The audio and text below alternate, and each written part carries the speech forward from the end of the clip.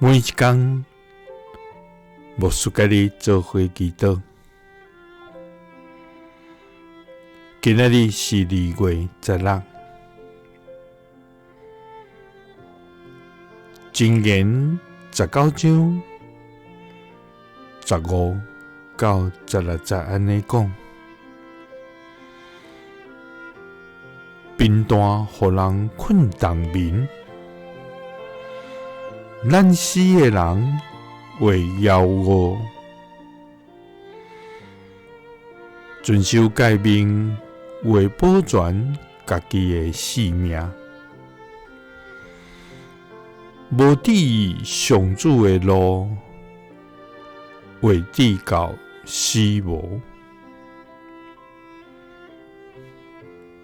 三甲來祈禱，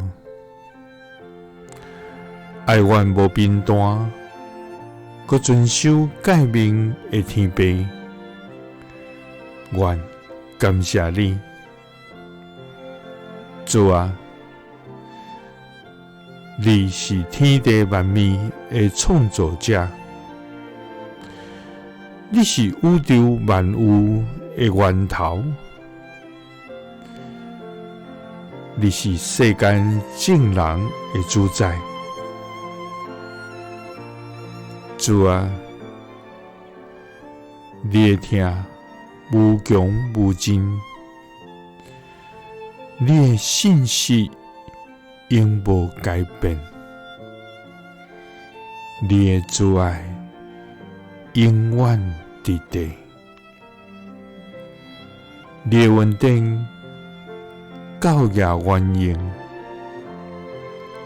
主啊，你予阮佇困境中得到開力，阮要感謝你無煞。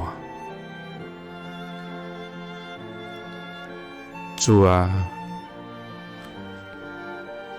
你愛阮聽受光陰，骨力打拼，予阮通有豐盛的生命。主啊，阮也要盡力來遵守你的誡命，予阮無至到滅亡，